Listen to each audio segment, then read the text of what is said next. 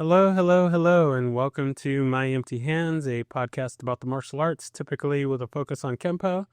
I am Reggie, and today we have Mr. Paul Britton on, a wonderful guest. We're going to get into his story and his journey in Kempo and in the martial arts, and just kind of whatever other items that we happen to get onto, we'll talk about those as well.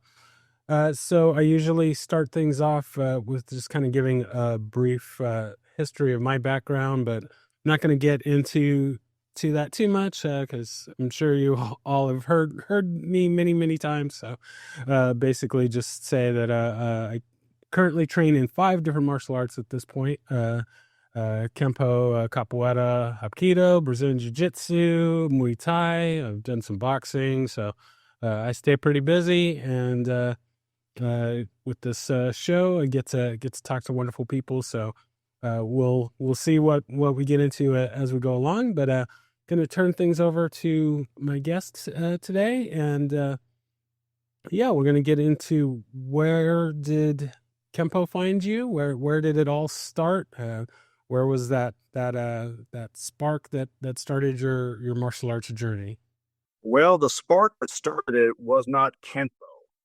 We're going to go back several years, back to the wonderful 70s. Before we say that, I was born March 11th, 1962. So I've reached the wonderful age of 63 years old and still going strong.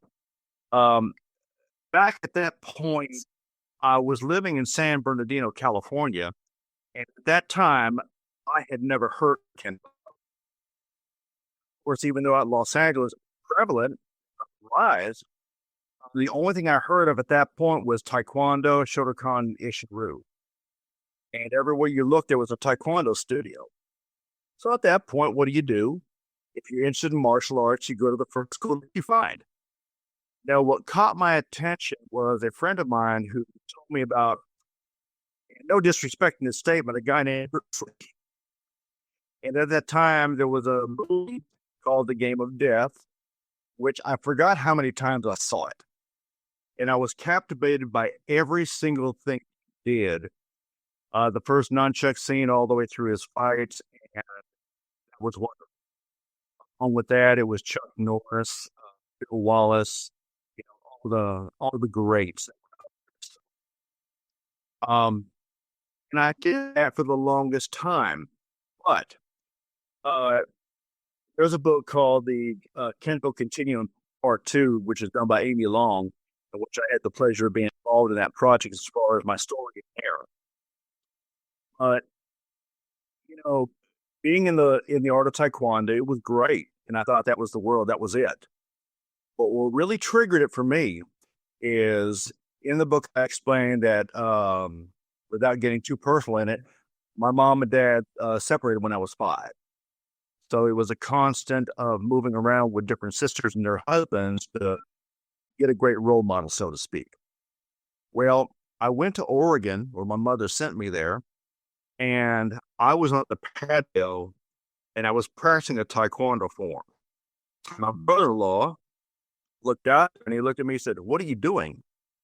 And I said, "Well, I'm doing a Taekwondo form." And he said, "Well, either you're doing it wrong, or you're just not good at it." There was nothing wrong with the form. It's just that he was right. I wasn't good at it. We went inside the kitchen, and he opened up the phone book. He said, "Let's see what we can do with this." I thought, "Oh, great. Where are you going to send me?"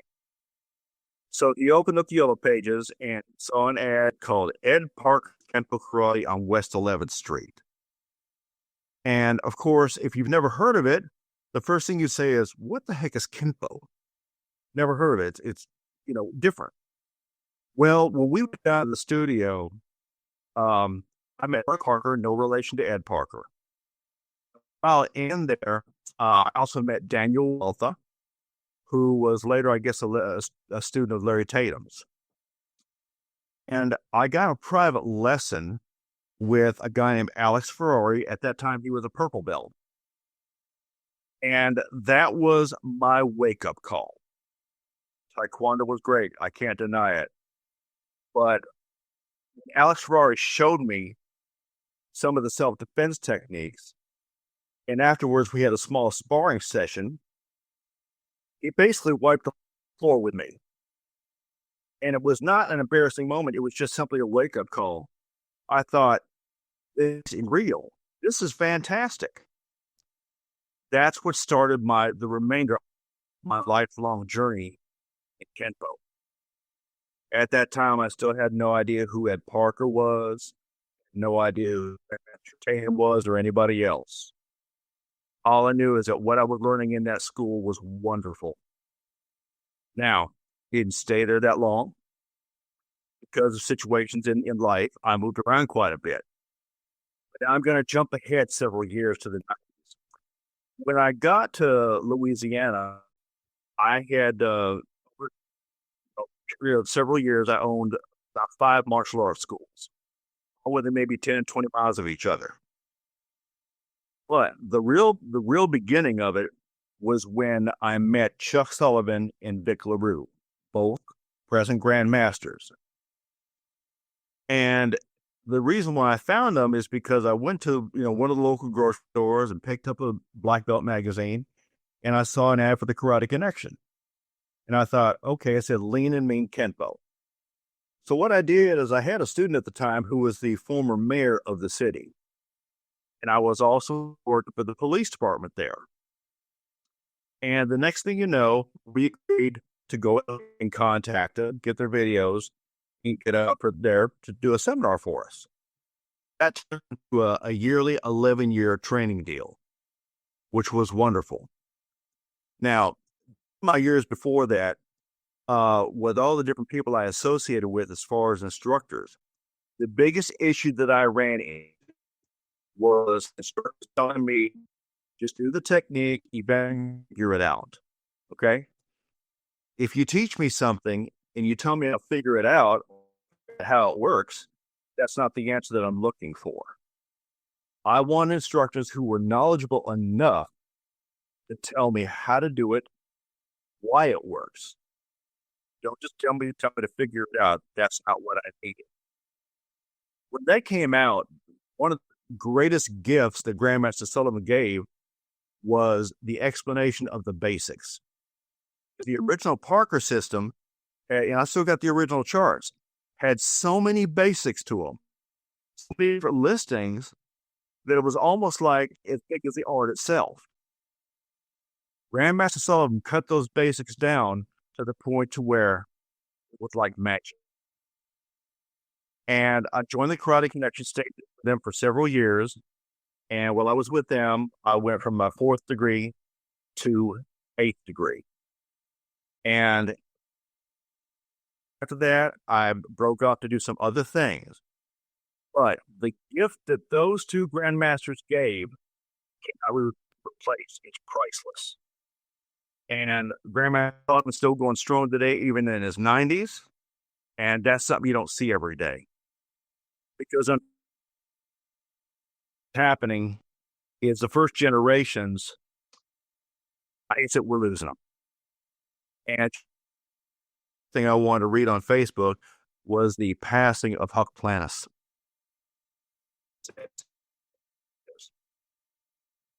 But even though I was with the Karate Connection, I quit studying here. I still had a love for the original Parker system. But the issue I found, and the biggest thing people would tell me is, the system is so large, so big, that nobody can see the light at the end of the tunnel. So what I did is I sat down and I set out to put together, not recreate the Parker system, that didn't need to be done, but to set out to put together a system that you could actually see the light at the end. You could see it, it was reachable.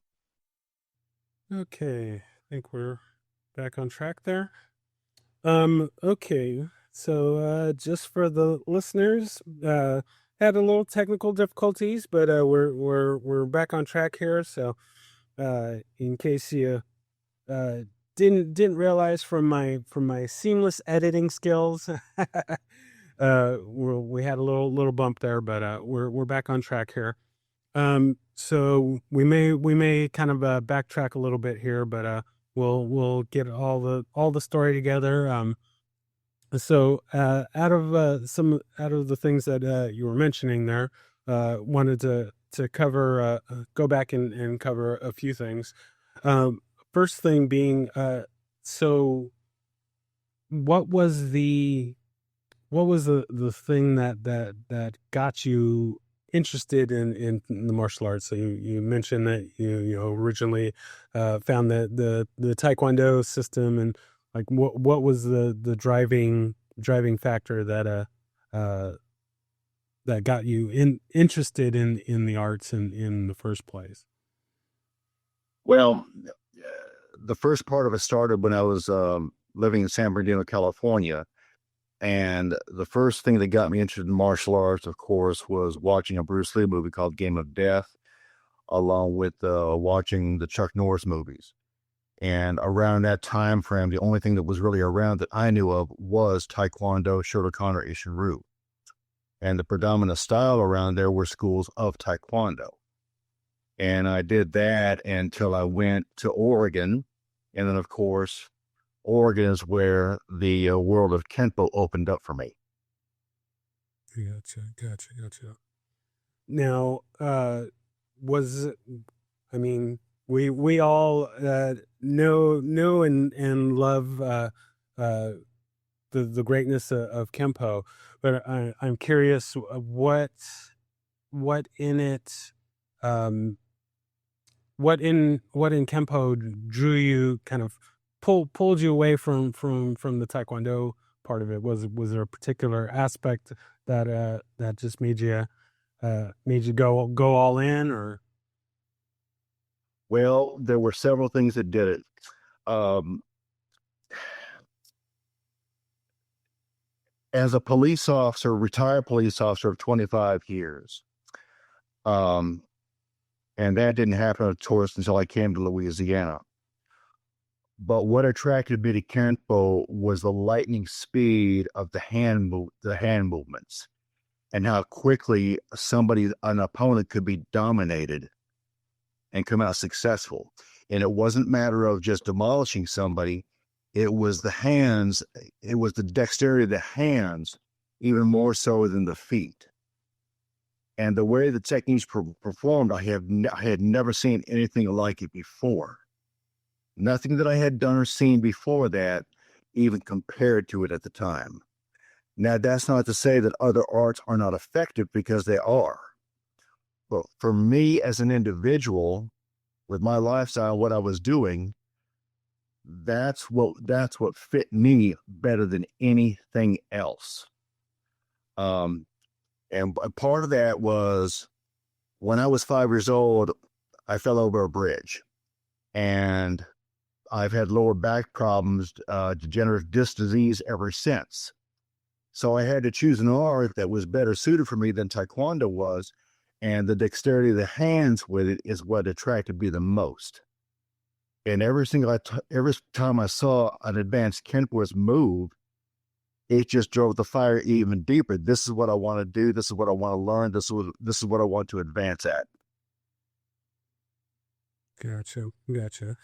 Now, since the beginning there, have you trained in any other systems, or? I have. Besides Taekwondo, I've trained in Ishinryu. I've done a little Shotokan, but not enough to mean a whole lot. I ventured into the Tracy system of Kempo, of course, the IKCA. There were other Kempo systems out there that they mostly did video correspondence. And I've seen most of those, but I never did anything with it, because in some cases I wasn't satisfied with what I was seeing. And it wasn't until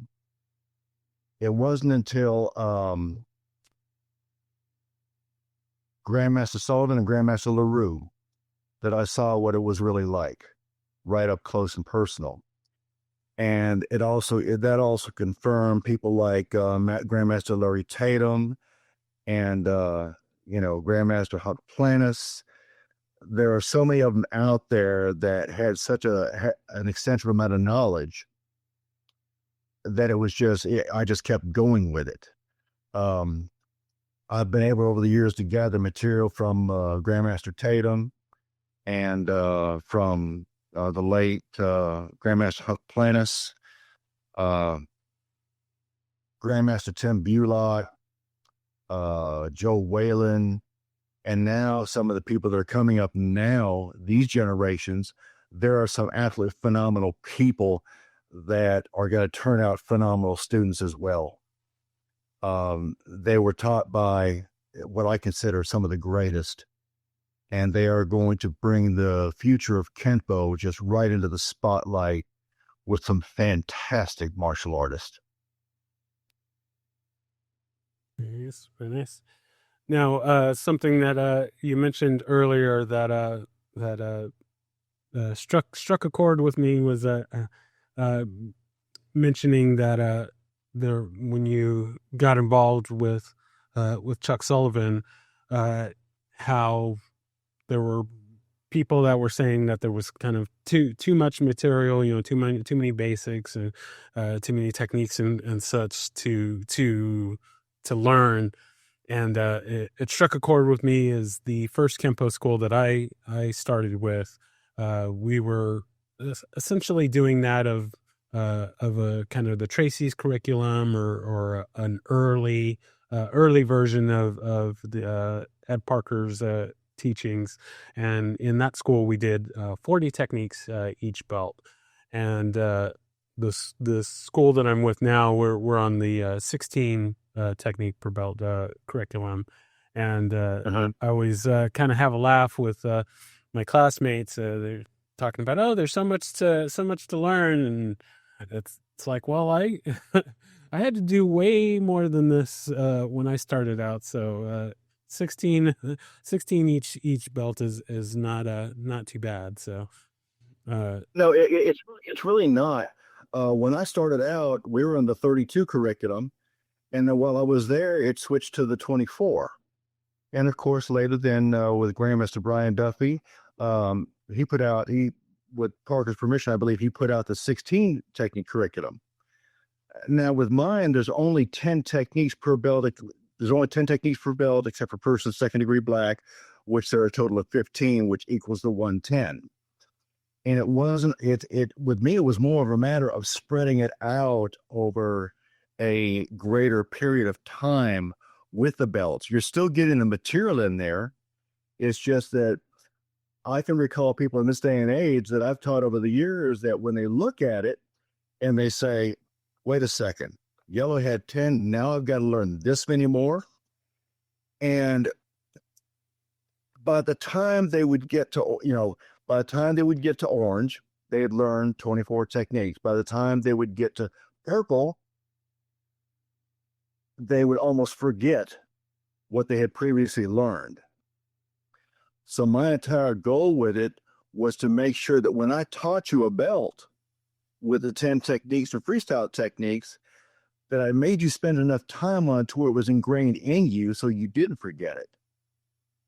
So as you look forward, you don't see a Mount Everest in front of you. Instead, you see a shorter mountain that you can actually see and understand that you can actually get over that hump, if that makes sense.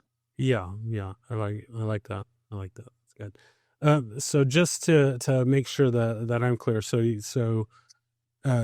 you teach a system that is a variation of Chuck Sullivan's system, or No.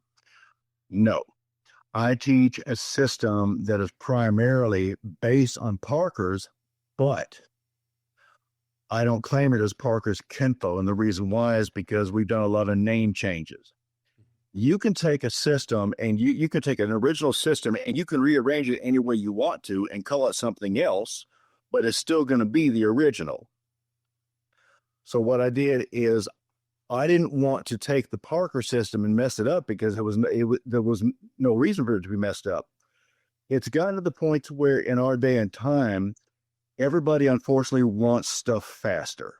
Okay, and that includes sometimes belt ranks. Mhm. And I'm of the old school, which means you're going to spend time on this until you get it right. Instead of just, I'm going to advance you because you've been here 3 months, and 3 months later, I advance you again. Because the object for me is not just to turn out a good martial artist, it's turn out somebody who can think on their own, not just simply repeat a sequence of movements. And the Parker system has a lot in it. The original system has a whole lot, and none of it's wrong. It gives enough information throughout it to where you're not left at the end of it trying to ask any other questions, because it's all there for you. The only thing I did was modify some of the stuff, some of the techniques along the way to make it fit more of what happened on the street now.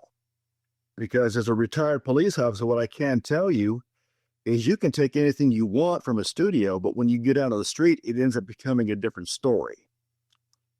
And when you're performing a technique on somebody in the studio, a lot of times the opponent that you're going against is trained to react a certain way, which comes down to realistic positioning and the realistic reaction. If I do a technique like leaping crane and I collapse your arm and then I kick the back of your right knee, technically you would go down on one knee with your back facing the attacker. But in most cases, when you kick that knee, they're going to roll on their back, which means the remainder of the technique is not going to work unless before they fall, you grab their shoulders and pull them back towards you. Does that make sense? Yes, sir. Yes, sir. And when I was on the street for those 25 years, there was a lot of time, more times than I can count, where I got into altercations to where I realized that you're going against people who are not trained. And so the reaction is going to be, to a certain degree, different.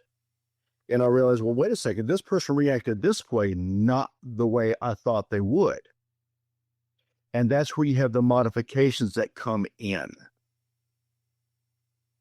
Yes. So where you end up with more of a realistic reaction. And that's not to put down or degrade any kind of, studio training, because you've got to start somewhere. But it's based on how every strike, every kick that you do in Kempo, what you do is going to cause a reaction in that opponent. And instead of just learning a sequence of movements and do it exactly the same way every time, there's what's called, split-second monitoring. And that split-second monitoring will tell you what to do next. That way you're not looking at your teacher and saying, well, you taught me that sequence of movements and it didn't work. Well, what did your opponent do? Well, they did this. Well, then we follow up with this instead. And you do it at a slow enough rate to where it doesn't overwhelm them. That was the purpose for only putting 10 techniques per belt rank.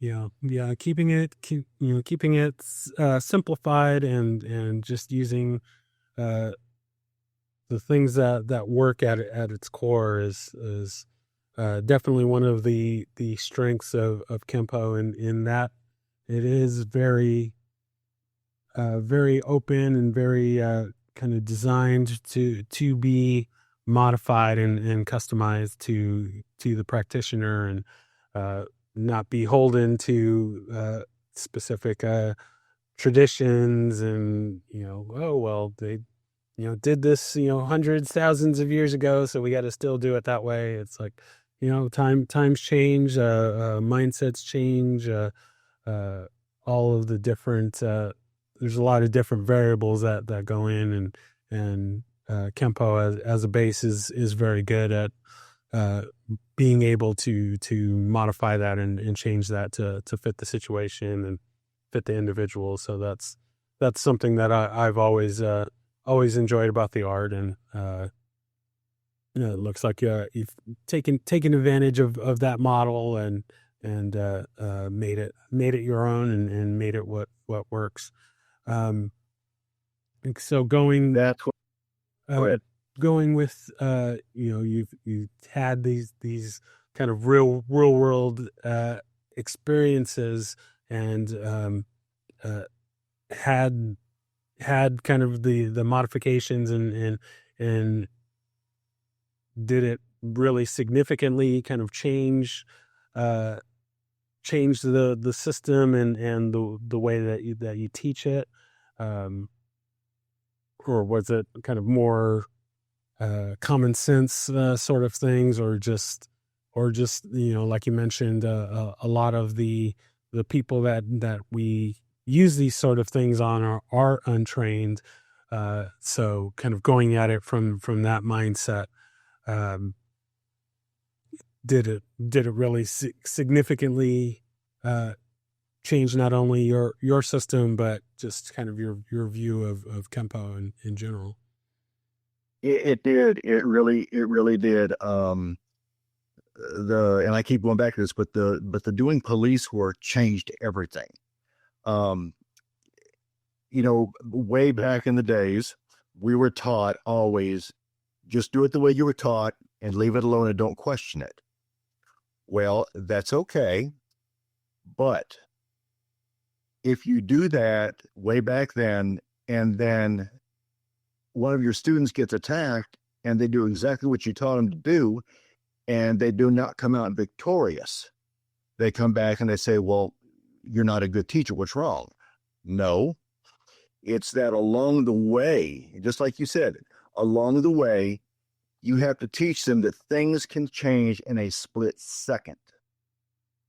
Whether it's leaping crane, whether it's dance of death, or any other technique, remember that anything can change in just a millisecond, and you have to change with it. As you know, and as everybody else knows, in the original Kempo, Parker's Kempo, you had the base move, which was the first half, then you had the extension, which is the second half. Now, the base move, of course, can be effective if it's done right. Now, I don't like to use the word extension. I would rather use the word follow up, because you can take one technique and just say, well, this is the extension for it, when there should be several follow-ups that you can do based on how your attacker responds to a strike, a punch, or a kick, or what have you. And that goes back to getting the students to think about what they're doing, not just do a bunch of techniques like just exactly the same way I do them. Let them think, let them employ the basics, let them look at the situation. So this is what I would do. And I teach them enough material, and I have them do it with enough repetitions, not to memorize that specific sequence, but to memorize the basics that you're putting in there in combination, and be willing to change those as the incident dictates at the time. Because one of the things I do is I go by what the late Grandmaster Parker said. We're not teaching you specific, we're teaching you ideas. And ideas change over time. They don't stay the same. For example, when it comes to attacking, you have to use a realistic attack to get a realistic reaction. When it comes to a step-through punch, in the very beginning, it's fine to teach it the traditional way. But when you do let's say a right-through step-through punch, rarely anybody does that anymore. When I'm teaching to a student how to defend themselves, let's say, for example, outside of a right punch, I stand in more of a boxer's position, and I shoot that right hand out like I'm throwing a jab, because that's more of what you're going to see out there on the street. No one's going to step back, do a downward block, and then step through with a punch. It doesn't happen that way. And that's one of the things that being out in the street taught me so well. Is, wait a second, hold on. I don't have that kind of time to go back into the proper position all the time in order to make this work. I have to move from where I'm at. Now, of course, I still teach all the stances. I still teach stance sets, blocking sets, striking sets, and teach the forms. But I teach everything in the sequence of its importance. Basics first, self-defense, freestyle. And a lot of schools don't even teach freestyle anymore. It was, I think, last year on, I believe it was YouTube, I saw an insert in there on freestyle. And as I had to comment for the guy that was teaching it, because the comment was, nobody teaches this anymore hardly. And the Kempo artists that I saw in there, absolutely phenomenal. Jamie Seabrook, I'm sure you're familiar with him. Oh yes, he was actually my first guest. So yes. Let me tell you what. Um, I watched him doing his freestyle sets, and I watched him doing some other stuff, and I went, "This is the way it needs to be passed on." And when I've watched people like Frank Vigoro, whenever I watch him, I thought, well, this man's all the way in New Jersey. But if one of my students ever had to move up that direction, I would say, let me write you a letter of recommendation right now. Because like I said, we've got so many phenomenal ones coming up that it just blows the mind. And it's not so much the color of the belt they have around their waist. It's not so much how many stripes they have or how many bars they have. It's what they're doing with what they've been taught and how well they're advancing it for this day and time. Got you.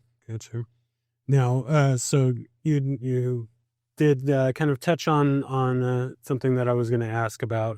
If since your system is more focused on the street aspect, if you were teaching forms and sets as well. So I'm curious. Has there been any other systems that have kind of made its way into what you teach as well, or is it just still strictly Kempo based? As far as what I do, Yes. as far as what I do, it's still pure Kempo. It is. There's other systems out there that are Kempo that have been developed by other systems that have been developed by other people, and they're very skilled. They're very qualified to do so. I think one thing that everybody knew that was going to happen is when Mr. Parker passed away, there was going to be a branching out of different systems that came alive, and they did. And a lot of people say, well, no, we shouldn't do that. Well, he wrote a long time ago, that's what was expected. And that's what we see happening.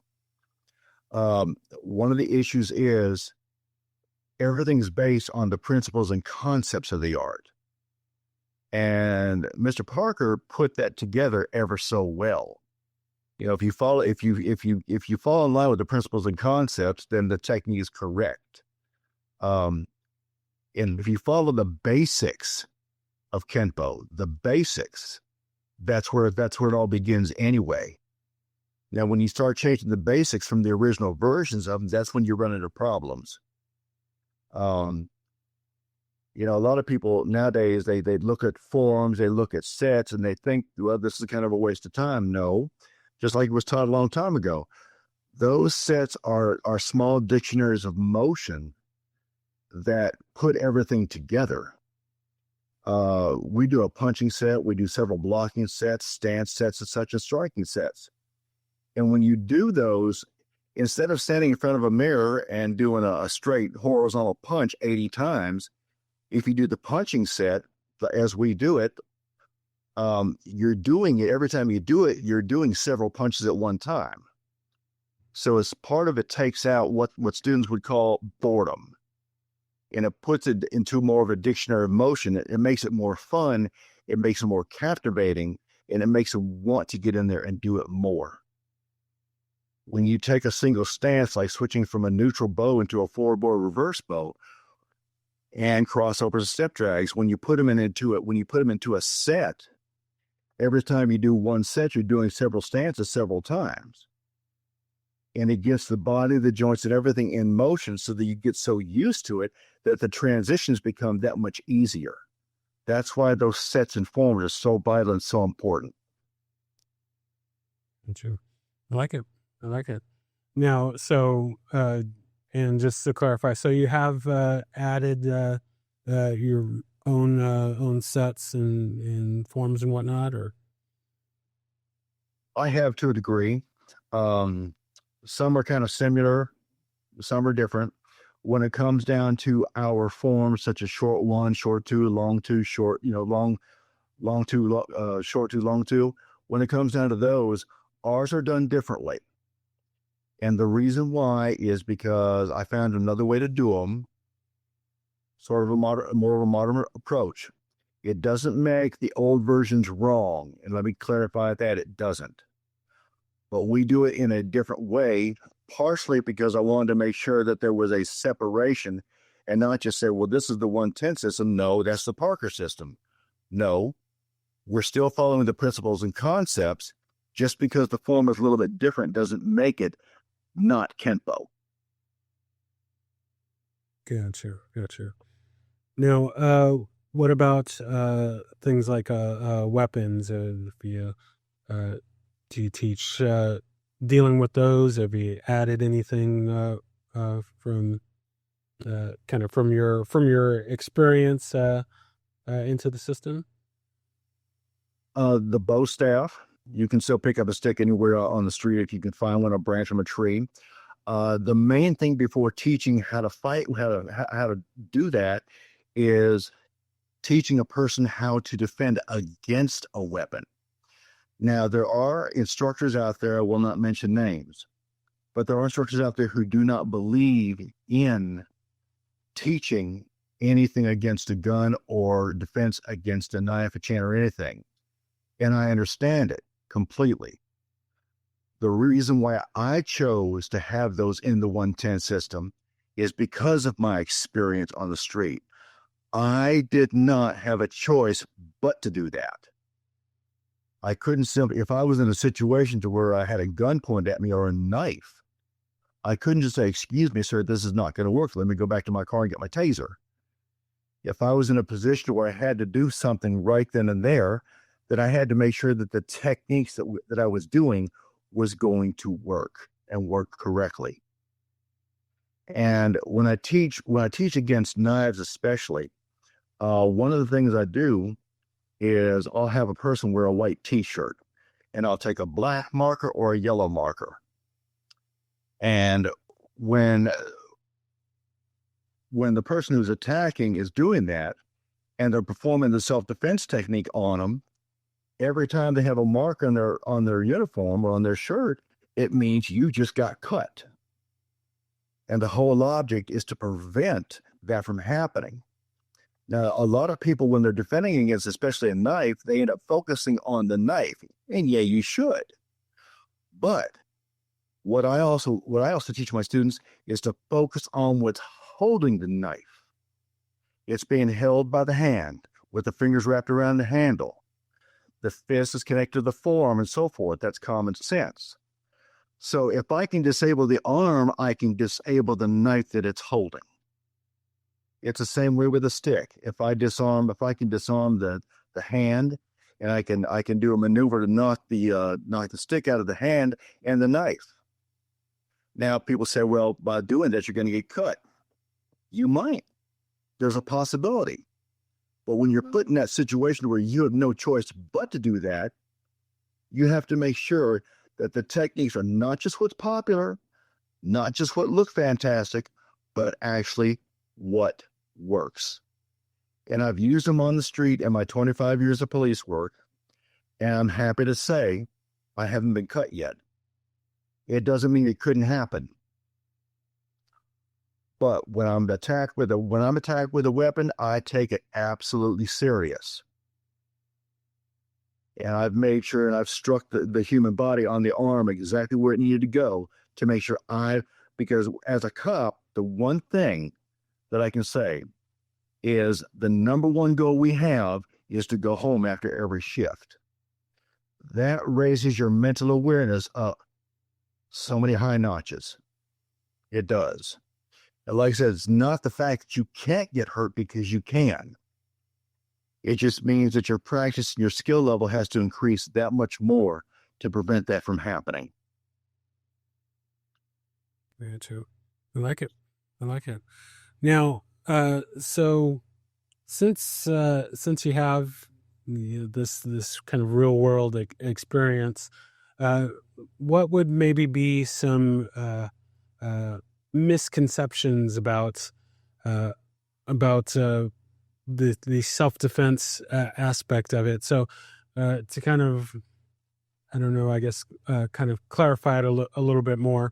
A lot of us, we train the martial arts because we want to be able to defend ourselves, and I would say the majority of the people that train with the mindset of being able to defend themselves or being able to fight well, uh, I would say majority people have a kind of idea of how things play out when they're faced with having to use their skills. So I'm curious if there's any things that you're familiar with that are maybe kind of the uh, common ideas of what it is to uh, use your skills for real. So I'll give kind of another example. One of the guests that I've spoken with um, have been doing Kempo and martial arts for a very long time, and were they spent a lot of time as a bouncer, and they mentioned that they got into lots and lots of different altercations, and uh, uh, they've never once had the need to go to the ground. So sorry, internet people.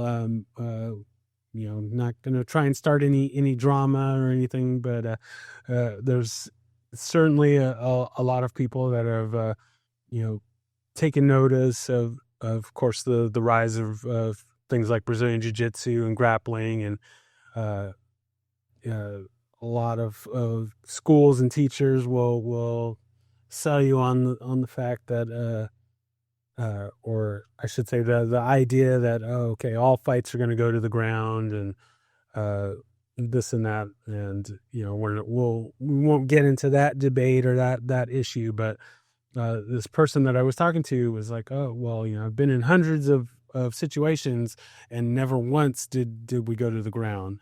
And so I'm just curious, in your experience, what are maybe a couple of uh, kind of ideas that most people have that maybe doesn't really kind of play out that way. Well, that's an outstanding question, and let me give you two examples. One of the arts that I've done for a short time was Brazilian Jiu Jitsu, and I couldn't continue it because I had neck surgery and I had three disc replacements with a plate.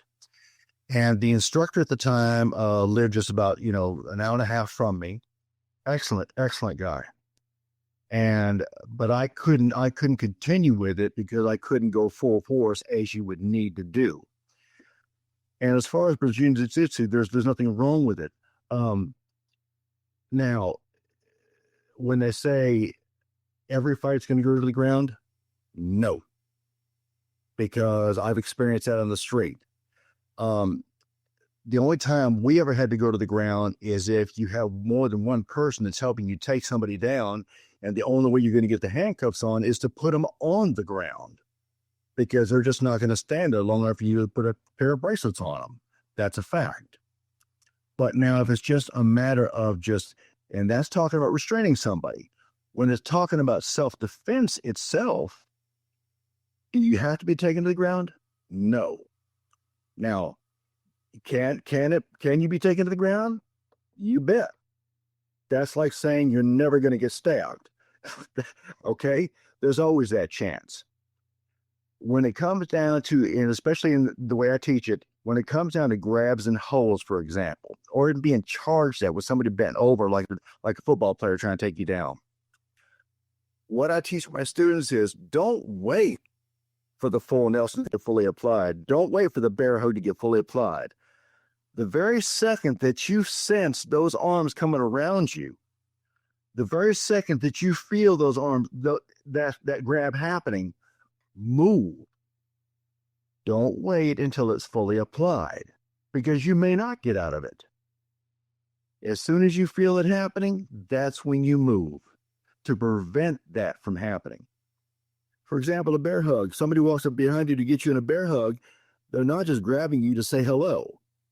If it's an attacker, they're going to try to pick you up and throw you to the ground. If it's a full Nelson, or if it's a rear chokehold, when they put that right arm around your neck and they take the other hand and try to choke you out, by that time, it could be too late once your air supply is cut off. So as soon as you sense that happen, that right arm comes around your neck, take your right hand and grab that wrist and pull straight down. It doesn't mean you're going to pull it completely off of you, but you're going to keep your breathing constant, and it's going to give you just that much time to be able to end the altercation and get away from there. And of course, that doesn't mean defend yourself, stand there and look at him and see if he's going to get back up, especially if you can get away. Just monitor the situation long enough to find out, am I going to have to fight him again? Or is it over?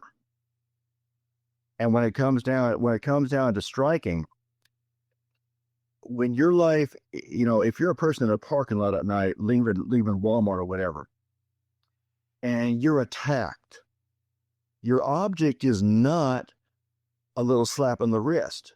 Your object is to inflict enough pain to where that person says, I don't want any more of this. Okay? When I'm teaching my students, especially if it's a teenager, and especially if it's a female, the last thing I want to hear is one of my students got attacked and didn't survive it because I didn't teach it right. I want to make sure and I'm not talking about an incapacitation. I'm just talking about making sure that they do enough to where that person wants to leave them alone. When I train people, one of the things I don't do is allow any of my students to spar against each other or do self-defense techniques against each other. I'm the one they do it against. And even though I wear protection, I teach them to hit. And the reason why is, if you won't hit in the studio, you're not going to hit on the street. So I take the abuse myself so that when they get out there, they know exactly what it's like to kick. They know exactly what it's like to punch, to chop, to strike, or hammer. Yeah, that's good. I like that. Yeah, how you train is going to be how you operate when you're in the real situation. In our school, we have a story when we're doing things with sticks and knives. We don't hand the weapon to each other because there was a story of someone that actually did that in the street. They handed the bad guy a knife, and the bad guy proceeded to stab him with it because it was so used to doing it in training. Just, oh, well, we do the technique and then you hand the knife back to the person so you can do it again. And so, yeah, we don't always realize that sometimes we build that muscle memory, and that's the kind of habit that you don't want to have in a real situation. So, Absolutely not. Because how you train in the studio is how they're going to do on the street. There is another student. There's I'm sure, of course, you know that I'm also the CEO of the International Kempo Karate Academies, which is not, of course, the original IKKA. And one of our board members is Grandmaster Tim Bulot from Texas. He, as well, still is a sheriff deputy. And his work is phenomenal as well. And I'm sure he can attest to the way things are on the street, that you have to end it quickly and you have to end it effectively. And I just know from my experience that, and like I said, I may take a lot of abuse from my students, but let me tell you what, if a 15-and-a-half-year-old female can hit me and I feel it, or she can throw a roundhouse kick to the back of my leg and I can feel it, that means that the person out there in the street, if she's attacked, is going to feel it. And that gives me great confidence that my students are going to be able to take care of themselves. I like it. I like it. It's important to be able to really put that put what we're learning into practice in a as most realistic way as possible, because God forbid that we actually do have to use what we're learning. We want to be prepared. So I like that. I like that approach of making sure that we're really hitting, we're really going at it as much as we can, so that we can be prepared mentally and physically, regardless of who we are. So I like that. So well, and I'll add one last thing. On my Facebook Kempo site, when I post something, especially about whether it's my students' promotion or them doing a self-defense technique while I'm the attacker, as I've had a lot of comments, all right, Paul, well, we've seen them, but we'd like to see you do something. And they will. But I'm not after the spotlight at all. I appreciate this podcast and the opportunity for it, but I'm not after the spotlight. I would rather them watch my students and see what they can do at their levels. That's what's most important to me. I can get out there and do the form sets all day long, and it may look impressive, but I want you to see my students and what they can do. Because if I throw a club attack at one of my students, and at the end of it, they're taking the club away from me and hitting me 3 or 4 times with it, that's good. Yeah. Nope. I like it. So one other item that I wanted to get into, since you've been involved in Kempo and in martial arts for quite some time, I'm curious on a couple of things. One, are there things that maybe training methods or things that we or I should say, well, more so you used to do back in the day that maybe we've gotten away from, and you wish that would come back, and kind of vice versa? Are there things that we do now that maybe wish would have done earlier in your training? Well, 2 things. Train realistically. Attack your students realistically. And I'm not saying try to take their head off, but let the attack come at them in a realistic manner, but in a controlled fashion, because nobody wants their students hurt inside of a studio, ever. And repetition. Monitoring your students. Doing a technique, take a technique simple as delayed sword. A student comes in and does it 25 times. They come in 3 more times. They do it 25 more times each time. After 100 times, they move on to alternating maces. They need to do it enough times to where it's ingrained in their memory. One of the issues that I've had for a long time is a lot of people nowadays expect a specific timeline with their promotion to different belts. Okay? I have, when I interview a student and their parents, I tell them, there is no timeline. I can't tell you when you're going to get your first belt. I can't tell you when you're going to get your second belt. That's going to be based on 2 things: my teaching, your retention, your desire, and how bad you want it, and how good do you want to be. I will not give away a belt just because you've been there 6 months. That doesn't happen with me. You've got to earn it, and you've got to show me that what I've taught you, you can do, and you can actually use it. Now, I don't, at a yellow belt, I don't expect you to perform like a black belt, but I do expect you to put the passion in and do the movement and show me at least a degree of effectiveness. Because when it comes to that, I'm very old school. I will not give away a belt. Either you earn it or you don't get it. Exactly. That's the way it should be. I like it.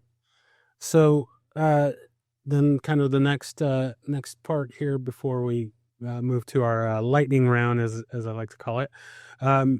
So with kind of all of these different ideas and divisions and just kind of changing of ways, I'm curious, what are your thoughts, hopes, just kind of general ideas about kind of the future of Kempo?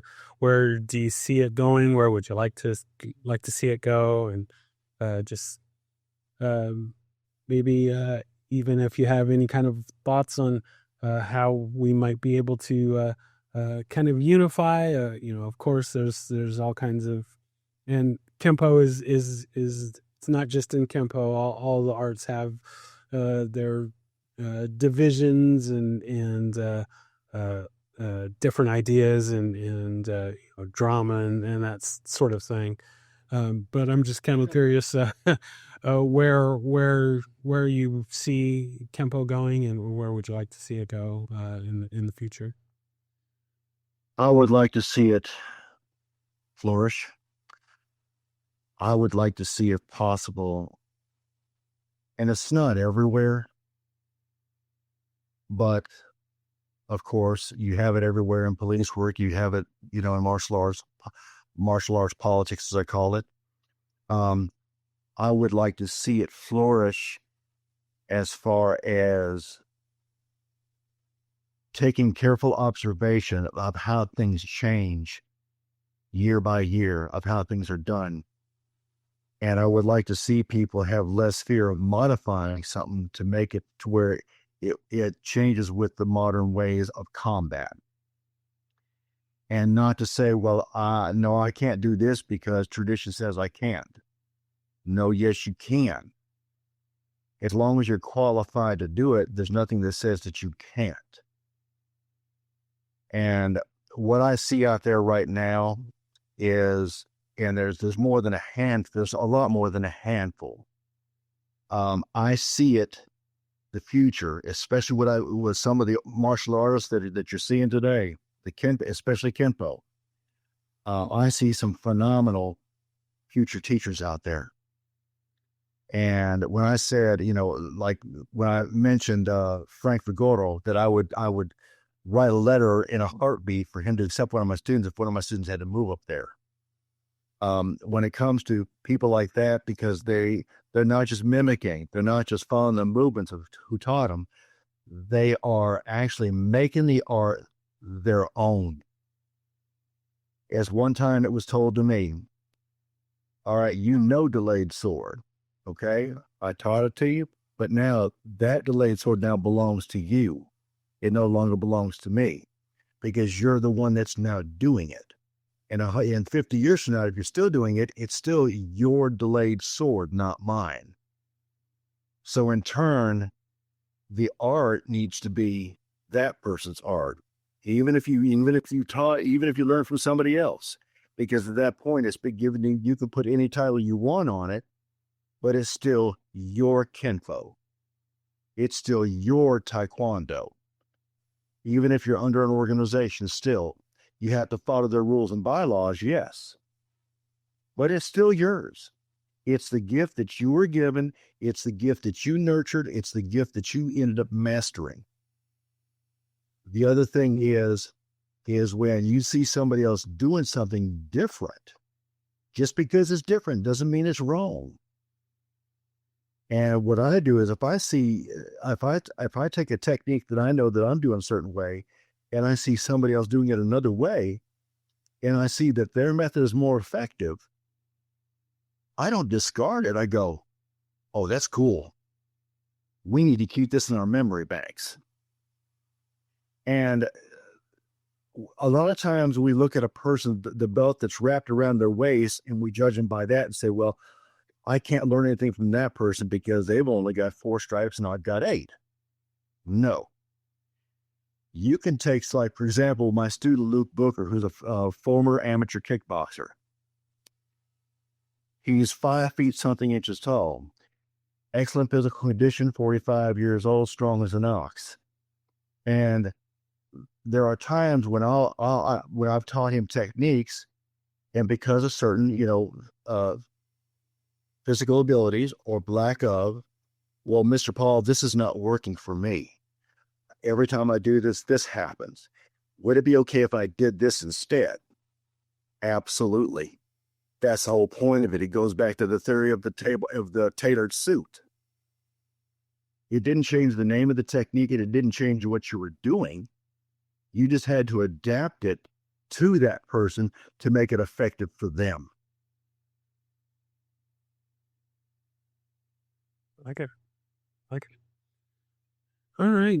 So we're going to move into our lightning round here. Got a few little questions for you as we head towards a close for our time today. The first one being, do you have a favorite technique? Well,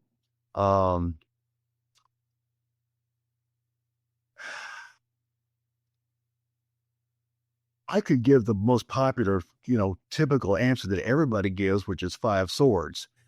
The Yeah, that's one of the Kempo All-Stars, as I like to call it. It is 5 swords. That's where you learn what they call the machine gun effect. Mm-hmm.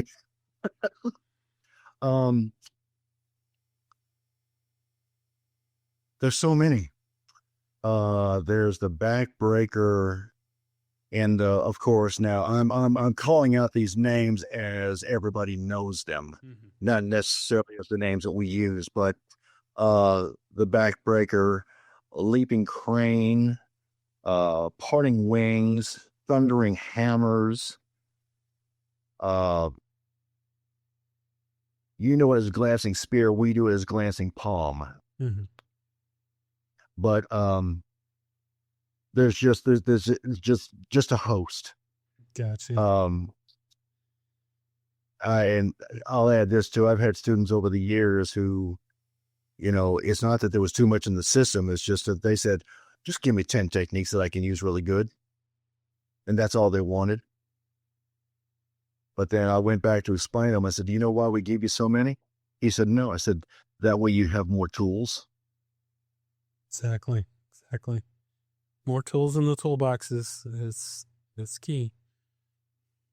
Yeah, because, you may do a technique 1,000 times and still not be able to use it. And you could do a technique 20 times and be able to use that one. Exactly. Because not every single technique is going to work for everybody, and you have to expect that. I'm not going to hold back a belt from you because of the fact that one technique is giving you problems. We're going to keep changing it. We're going to keep modifying it, not to take away the principle of it, but keep doing it until it finally works for you. I like it. Good. All right. Next question. Do you have a favorite form and or set?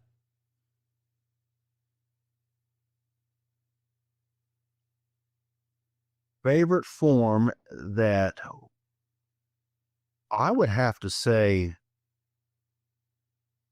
the original form 4 and the original 6. No, we don't do the forms the same way. I'll tell you that now. The favorite set right now with us would be our hand set or number 2 striking set. And the others are our number 1 stance set and our number 2 stance set. And then, of course, the finger set. Very nice. I like it. All right. Next question. Do you have a favorite weapon? My hands. Good answer. I like it. Well, and let me tell you why I say that. Is you could grab a wrench, you could grab a brick, you could grab a rock, okay? And everybody carries a weapon or a gun around in their vehicle, as I do. But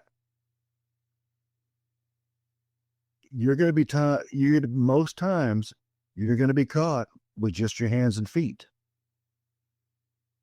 So my favorite weapon is my hands. I like it. That's good. Good answer. Good answer. All right. Okay. Next question there. If there is anyone that you could train with, living or dead, fictional or non-fictional, besides Ed Parker, who would that be?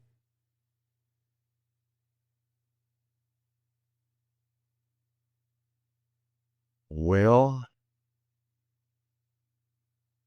even though the belts we wear are the same as far as rank goes, I've already trained with Chuck Sullivan and Vic LaRue, so I can't count them. Somebody that I haven't,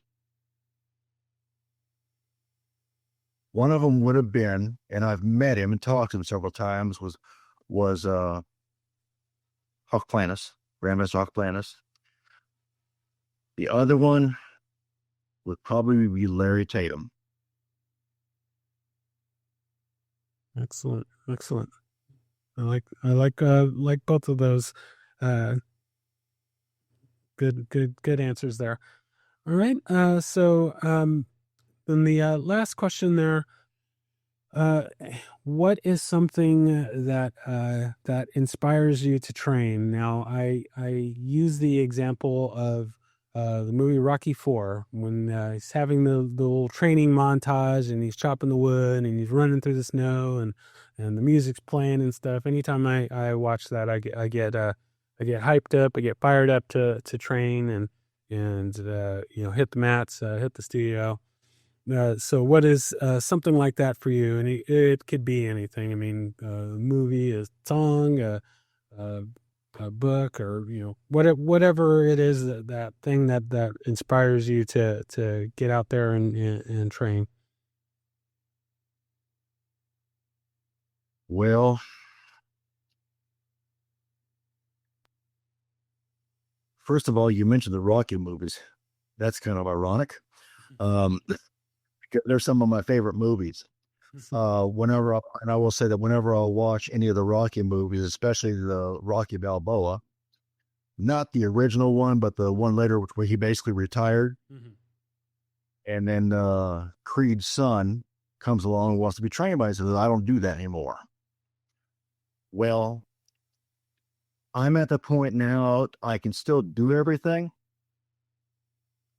But now my inspiration is not watching myself in the mirror doing anything as far as training. It's passing what I have learned over the years to other people and watching them get good and watching them progress. And when I watch a Rocky movie, I almost feel like I'm almost turning into that person who sits down in that chair with a stick in his hand and is training other people. The only difference is I'm still at 63, I'm still able to move. I'm still able to do everything I teach my students to do. And the inspiration is just to keep going, just to keep going as long as I can and just produce not just good, outstanding students. I like it. That's that'll get me going. So I like that. Now, so our last thing here is time for shameless self-promotion. So now is your time to plug anything that you'd like, or if there's anything that you wanted to make sure that we got out today that we didn't cover. Now is your chance to say whatever you'd like. You have the floor, and then we'll close out from there. Well, first of all, I want to, hats off to every previous, the ones that have passed, previous grandmasters who gave us the inspiration and fire to keep going. And all the ones that are still left with us. Don't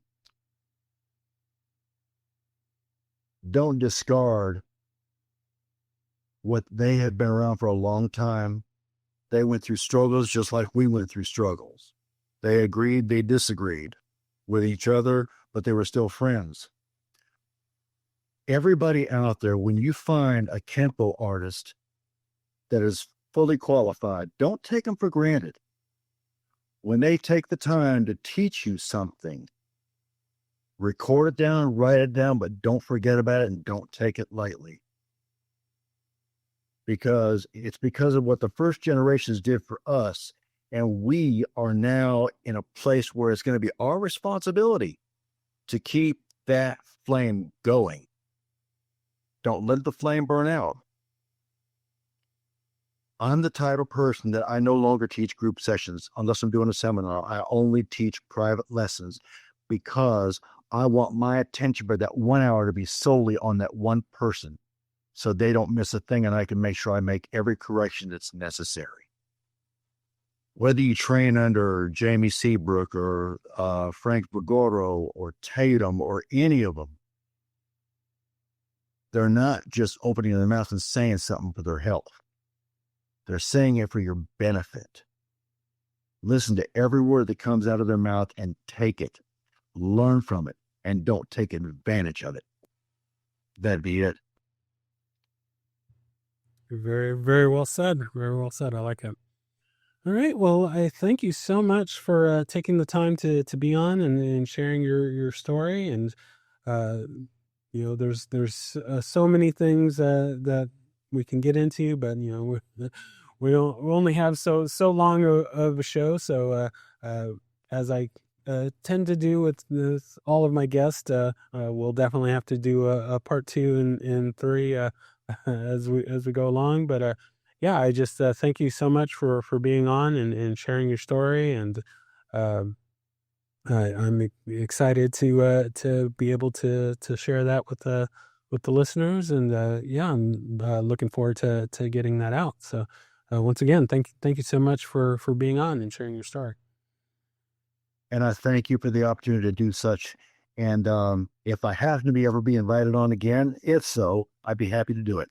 Oh yeah, no, you will definitely get another invite, and we will have you on again, and we can get into some more specific topics and just kind of go from there. But yeah, thank you so much, and I will be in touch when this is ready to go out. Thank you for listening to My Empty Hands. If you enjoyed the show, please share it with a friend. If you didn't enjoy it, please share it with an enemy. If you'd like to be a guest, or if you would like to recommend a guest for the show, please email me at podcast@talkingkempo.com. Thank you.